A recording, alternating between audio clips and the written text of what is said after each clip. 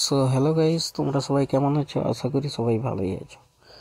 তো নিয়ে এলাম আবার ঠিক অনেকটা দিন পর ভিডিও, গ্রাম বাংলার ভিডিও। আশা করি সবাইকে ভালোই লাগবে ভিডিওটা, তোমরা সবাই দেখতে থাকো। অনেক দিন ভিডিও আপলোড দেওয়া হয়নি, তো অনেক দিন পর আবার একটি নতুন ভিডিও নিয়ে এলাম। গ্রাম বাংলায় দেখো গরু দিয়ে কিভাবে চাষবাস করা হয়। আর এই সময়টা আমাদের গ্রামের মাঠে সবাই বাদাম লাগায়। তো বাদাম চাষ কিভাবে করা হয় সেটা তোমরা এই ভিডিওটা দেখলে বুঝতে পারবে। শেষ পর্যন্ত সবাই দেখো, আশা করি ভালোই লাগবে। তো দেখো, হাল জোড়া দুটোকে এই রকম সিস্টেমের মাধ্যমে তৈরি করা হয়।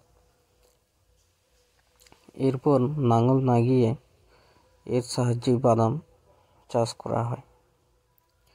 তো জানি না এই প্রক্রিয়াটা আর কতদিন চলবে, কারণ এইটাও প্রায় লুপ্তর মুখে। এইভাবে এখন আর চাষ হয় না সব। তো দেখো,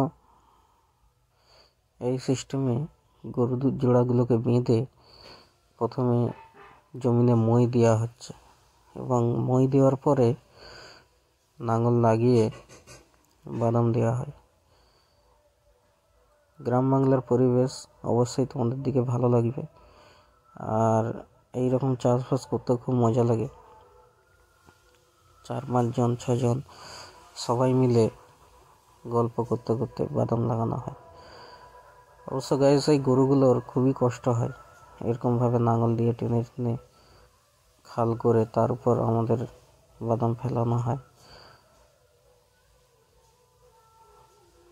এইরকম লাঙল দিয়ে প্রথমে গরুগুলো টেনে নিয়ে যায়, এবং এই যে নালার মতো হয়ে যাচ্ছে, ঠিক এর মধ্যেই এই যে বাদাম ফেলানো হচ্ছে।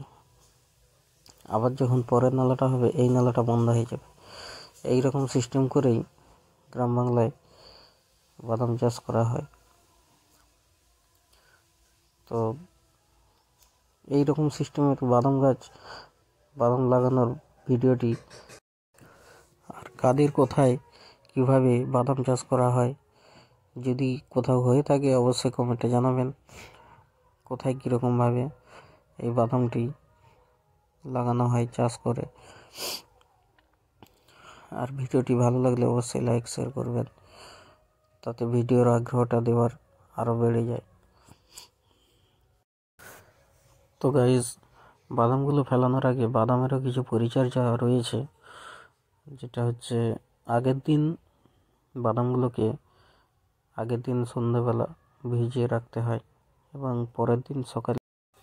পরের দিন ছেঁকে নিয়ে বাদামটি জমিনে নিয়ে যাওয়া হয়।